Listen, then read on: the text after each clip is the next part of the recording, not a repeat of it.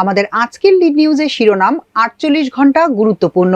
পরিবর্তিত পরিস্থিতিতে প্রধান উপদেষ্টা ডক্টর মোহাম্মদ ইউনূস উপদেষ্টাদের নিয়ে গতকাল বৃহস্পতিবার রুদ্ধদ্বার বৈঠক করেন। টানা ৪ ঘন্টার ওই বৈঠকে চলমান সব ইস্যু নিয়ে তাদের মধ্যে আলোচনা হয়।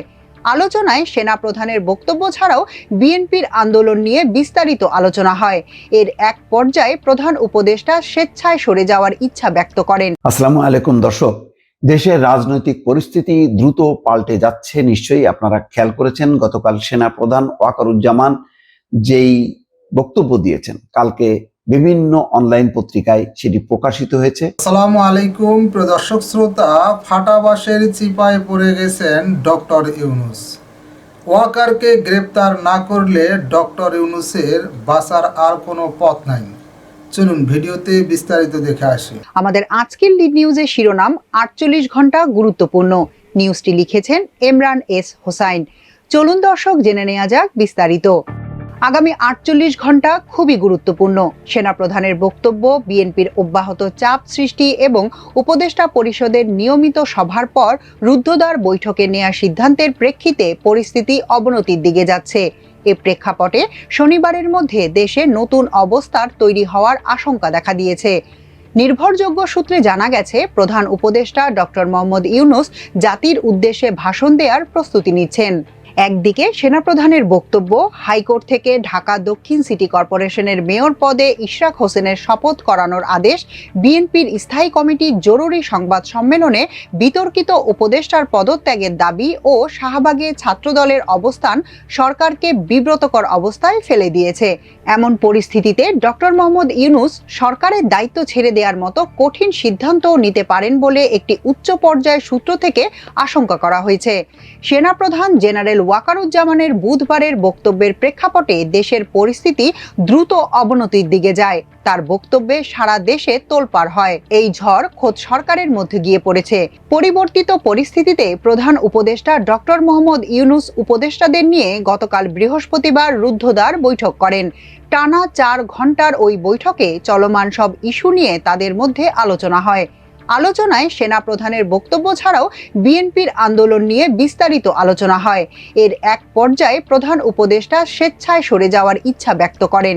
তিনি তার অবস্থান ব্যাখ্যা করার জন্য গতকালই জাতির উদ্দেশ্যে ভাষণ দেওয়ার চিন্তার কথা জানান। কোন প্রেক্ষাপটে তিনি সরে যাবেন সেটাও বৈঠকে অবহিত করেন। জানা গেছে, প্রধান উপদেষ্টা দেশের সার্বিক পরিস্থিতি তুলে ধরে বলেন, তিনি জাতিকে বাংলাদেশের ইতিহাসে সবচেয়ে অবাধ, সুষ্ঠু ও গ্রহণযোগ্য নির্বাচন অনুষ্ঠানের প্রতিশ্রুতি দিয়েছেন। কিন্তু যে পরিস্থিতির দিকে যাচ্ছে তাতে সেটা সম্ভব হবে না। যেন তেন একটি নির্বাচন করে তিনি তার দায় নিতে চান না। এ কারণে তিনি আর থাকতে চান না।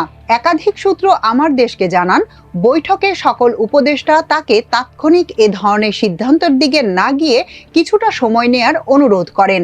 পরিস্থিতি নিয়ন্ত্রণে আনতে উপদেষ্টারা শেষ চেষ্টা করার কথা বলে প্রধান উপদেষ্টাকে বারবার অনুরোধ করেন। পরে বৃহস্পতিবার ভাষণের সিদ্ধান্ত থেকে সরে এসে শনিবার পর্যন্ত অপেক্ষা করার জন্য রাজি হন তিনি। এক্ষেত্রে আগামীকাল শনিবারের মধ্যে পরিস্থিতি পুরোপুরি স্বাভাবিকের দিকে না গেলে ওই দিনই জাতির উদ্দেশ্যে ভাষণ দিয়ে প্রধান উপদেষ্টা সরে যেতে পারেন। এক্ষেত্রে যদি তিনি সরকার থেকে সরে যান, তাহলে কি কারণে তিনি ছেড়ে যাচ্ছেন সেই ব্যাখ্যাও জাতির সামনে তুলে ধরবেন। জানা গেছে, রুদ্ধদ্বার বৈঠকে প্রধান উপদেষ্টা তার পরিষদের একাধিক সদস্যের উপরও ক্ষুব্ধ প্রতিক্রিয়া ব্যক্ত করেছেন। পরিষদের কয়েকজন উপদেষ্টার সবকিছু নিয়ে তাদেরকে নাক না গলাতে কঠোর নির্দেশনা দিয়েছেন। এছাড়া জুলাই আন্দোলনের ছাত্র নেতাদের কিছু কর্মকাণ্ডে অসন্তোষ প্রকাশ করেন তিনি। সেনাপ্রধান বুধবার ঢাকা সেনানিবাসের সেনা প্রাঙ্গণে অফিসার্স অ্যাড্রেসে দেশের বর্তমান পরিস্থিতিতে আলোচিত কয়েকটি ইস্যু নিয়ে কথা বলেন। তার বক্তব্যে ডক্টর মোহাম্মদ ইউনূসের নেতৃত্বাধীন সরকারকে বিব্রতকর অবস্থায় ফেলে দেয়। অন্যদিকে এ বক্তব্যে সামাজিক যোগাযোগ মাধ্যমে পতিত আওয়ামী লীগ নেতাকর্মীদের উল্লাস প্রকাশ করতে দেখা যায়। ওই বক্তব্যের সূত্র ধরে প্রতিবেশী দেশ ভারতের মিডিয়ার নানা বিতর্কিত সংবাদ পরিবেশন করেছে। দেশের বৃহৎ রাজনৈতিক দল বিএনপি ডিসেম্বরের মধ্যে জাতীয় সংসদ নির্বাচনের দাবি জানিয়ে আসছে। সেনাপ্রধানের বক্তব্য এ দাবির যৌক্তিকতা আরও জোরালো করেছে। এছাড়া তার বক্তব্যে করিডোর ও বন্দর সহ কিছু ইস্যুতে সিদ্ধান্ত গ্রহণে নির্বাচিত সরকারের মাধ্যমে আসার কথা বলেন, যার ফলে ওই বক্তব্যে বিএনপিও খুশি হয়। তবে জামায়াতে ইসলামী এ ব্যাপারে চুপচাপ। তারা এই মুহূর্তে কোনো বিতর্কে জড়াতে যাচ্ছে না। দলটি জাতীয় স্বার্থে সব পক্ষকে সংযম প্রদর্শনের আহ্বান জানিয়েছে। উল্লেখ্য, সেনাপ্রধান আগামী জাতীয় সংসদ নির্বাচন প্রসঙ্গ, সংস্কার, মানবিক করিডোর, নির্বাচিত সরকার, বন্দর প্রসঙ্গ ও মব ভায়োলেন্স নিয়ে কথা বলেন। সেনাপ্রধান নির্বাচন প্রসঙ্গে বলেন, তিনি মনে করেন আগামী ডিসেম্বরের মধ্যে নির্বাচন হওয়া উচিত। এ বিষয়ে তার অবস্থান আগের মতোই। এর আগে অন্তর্বর্তী সরকার দায়িত্ব নেওয়ার কিছুদিন পর সেনাপ্রধান 18 মাসের মধ্যে নির্বাচন অনুষ্ঠানের কথা বলেছিলেন। দেশের ভবিষ্যৎ পথ নির্ধারণের অধিকার একটি নির্বাচিত সরকারের রয়েছে বলেও মত প্রকাশ করেন তিনি। করিডোর প্রসঙ্গে সেনাপ্রধান বলেন, রাখাইন রাজ্যে মানবিক করিডোর বিষয়ে সিদ্ধান্ত একটি নির্বাচিত সরকার থেকে আসতে হবে এবং তা বৈধ প্রক্রিয়া অনুসরণ করেই হতে হবে। এখানে জাতীয় স্বার্থ দেখতে হবে, জাতীয় স্বার্থ রক্ষা করেই যা করার করতে হবে এবং যাই করা হোক না কেন রাজনৈতিক ঐক্যমতের মাধ্যমে সেটা হতে হবে। বন্দরের বিষয়েও তিনি রাজনৈতিক ঐক্যমত ও নির্বাচিত সরকারই এ বিষয়ে সিদ্ধান্ত নেয়ার উপযুক্ত কর্তৃপক্ষ বলে মত দেন। মব ভায়োলেন্স প্রসঙ্গে তিনি বলেন, সেনাবাহিনী এ ব্যাপারে কঠোর অবস্থানে যাচ্ছে।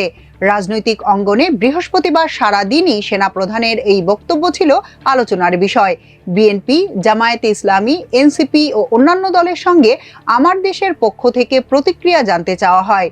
বিএনপির স্থায়ী কমিটির একজন শীর্ষ নেতা বলেন, বিষয়টি খুবই স্পর্শকাতর, এ ব্যাপারে কোনো মন্তব্য করতে চাই না। গতকাল বিকেলে বিএনপির চেয়ারপারসনের রাজনৈতিক কার্যালয়ে আয়োজিত সংবাদ সম্মেলনে দলটির স্থায়ী কমিটির সদস্য খন্দকার মোশাররফ হোসেন বলেন, অন্তর্বর্তী সরকারের নিরপেক্ষতা বজায় রাখার স্বার্থে বিতর্কিত কয়েকজন উপদেষ্টা যাদের বক্তব্য এবং কর্মকাণ্ডে সরকারের ভাবমূর্তি ক্ষুণ্ণ হচ্ছে, এমন বিতর্কিত উপদেষ্টাদের সরিয়ে দেওয়ার দাবি জানানো হয়েছিল।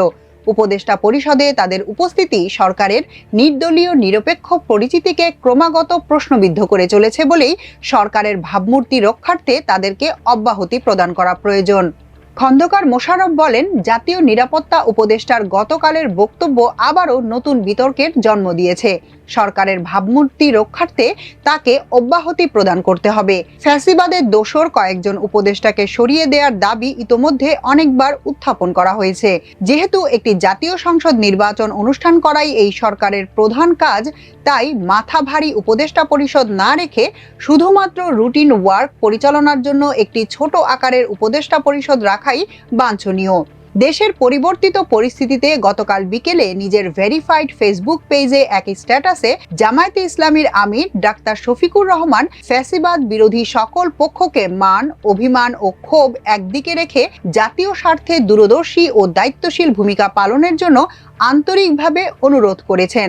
তিনি যার যার অবস্থান থেকে সর্বোচ্চ দায়িত্বশীল ভূমিকা পালনের আহ্বান জানিয়ে বলেন, আল্লাহ তাআলা এই জাতিকে সাহায্য করুন এবং সকল ধরনের ক্ষতির হাত থেকে রক্ষা করুন।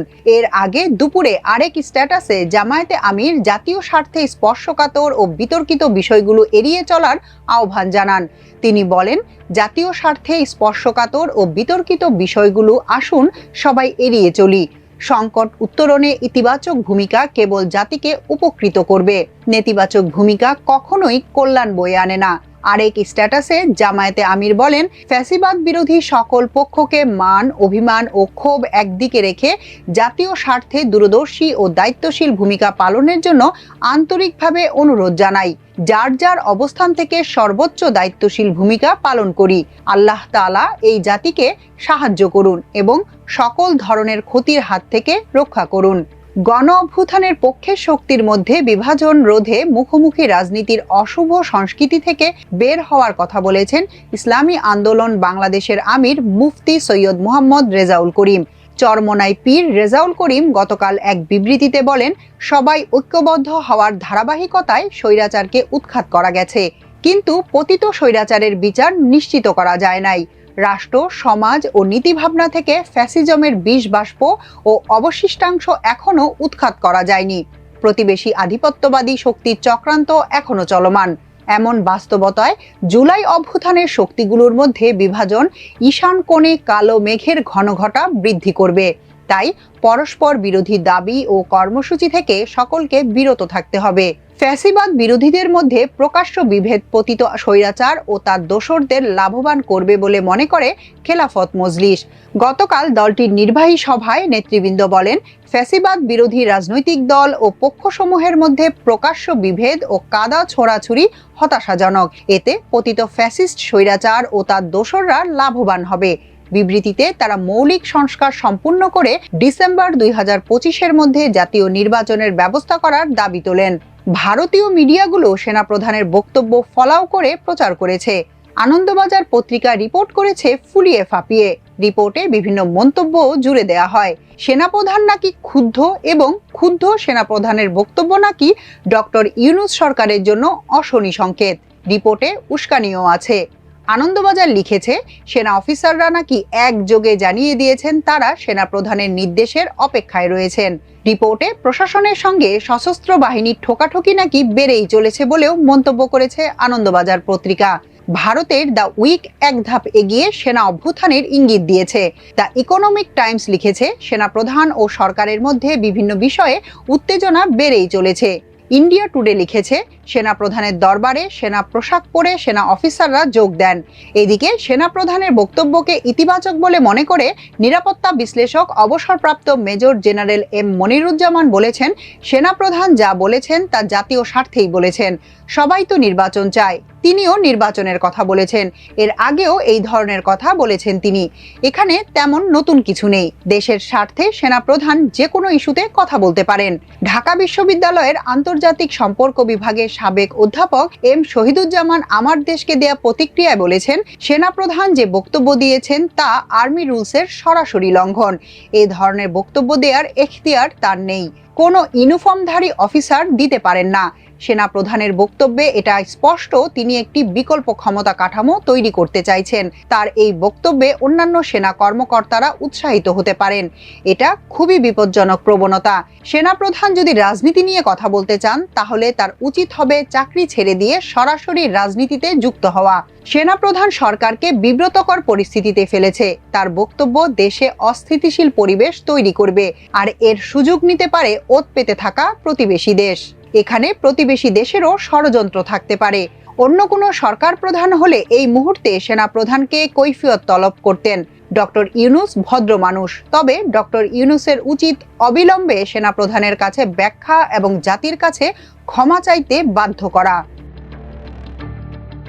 এখনকার মতো এ পর্যন্তই। প্রিয় দর্শক, সবাই ভালো থাকুন, সুস্থ থাকুন, থাকুন আমার দেশের সঙ্গে। প্রিয় দর্শক শ্রোতা, এই বিষয়ে আপনার মতামত থাকলে লিখতে পারেন কমেন্ট বক্সে।